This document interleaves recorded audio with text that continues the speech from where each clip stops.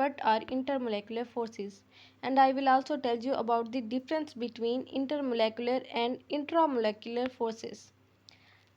Intermolecular forces, as discussed earlier, the forces that hold atoms in a compound are chemical bonds.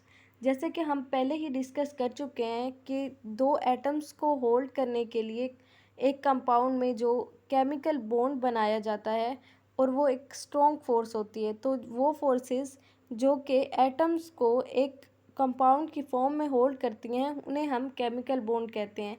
इस chemical bond के अलावा भी एक और टर्म यूज़ होती है इंट्रा की, इंट्रामोलेकुलर फोर्सेस भी कहा जाता है केमिकल बॉन्ड को।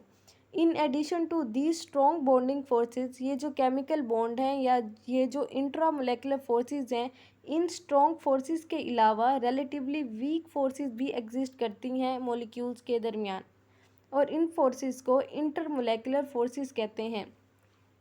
अगर आप सिंपली देख लें तो अगर दो एटम्स हैं उनके दरमियान एक केमिकल बॉन्ड है, वो एक स्ट्रॉन्ग केमिकल बॉन्ड है जिसको हम इंट्रामोलेकुलर फोर्स भी कहते हैं, जिसका मतलब होता है with in A molecule atoms को जिसने जोड़ा हुआ होता है। लेकिन जो एक मॉलिक्यूल है वो दूसरे मॉलिक्यूल के साथ कैसे जुड़ा हुआ है उस सब्सटेंस में, उसका आपको आइडिया इंटरमोलेकुलर फोर्सेस के थ्रू होता है।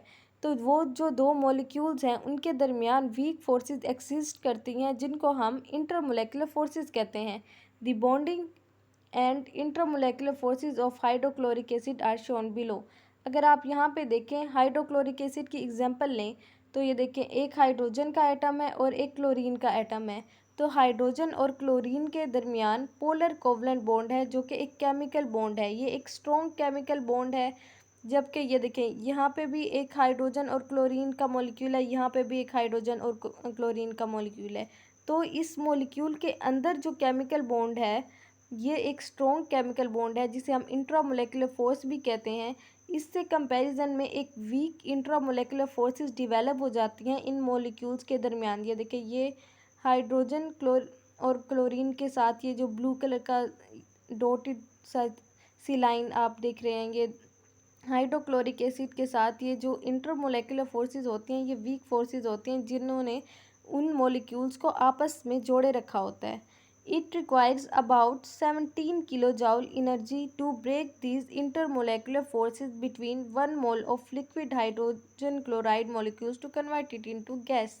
अगर हम देखें कि जो हाइड्रोजन क्लोराइड लिक्विड फॉर्म में है, तो जो इन हाइड्रोजन क्लोराइड के लिक्विड फॉर्म में जो मॉलिक्यूल्स हैं वो काफ़ी करीब होते हैं। अगर हम उन्हें गैसियस फॉर्म में कन्वर्ट करना चाहते हैं और उनके दरमियान ये इंटरमोलेकुलर फोर्सेस को ख़त्म करना चाहते हैं तो इसके लिए हमें 17 किलो जॉल एनर्जी चाहिए होती है to break these intermolecular forces between these molecules. जबकि अगर हम देख लें केमिकल बॉन्ड को, तो जो हाइड्रोजन और क्लोरीन के दरमियान जो केमिकल बॉन्ड है, तो उस हाइड्रोजन और क्लोरीन के एटम्स के दरमियान 1 मोल ऑफ हाइड्रोजन क्लोराइड के दरमियान जो केमिकल बॉन्ड है उसको ब्रेक करने के लिए 430 किलो जॉल की एनर्जी रिक्वायर होती है, जो कि 17 किलो जॉल के कंपैरिजन में बहुत ज़्यादा है। अगर आप देखें कि 430 किलो जॉल एनर्जी चाहिए होती है chemical bond between hydrogen and chlorine को तोड़ने के लिए, और इंटरमोलेकुलर फोर्सेस को तोड़ने के लिए जस्ट 17 किलो जॉल एनर्जी चाहिए होती है। इससे आपको ये बात पता लग रही है कि जो इंट्रामोलेकुलर फोर्सेस या जो केमिकल बॉन्ड है वो काफ़ी स्ट्रॉन्ग फोर्सेस हैं as compare to intermolecular forces.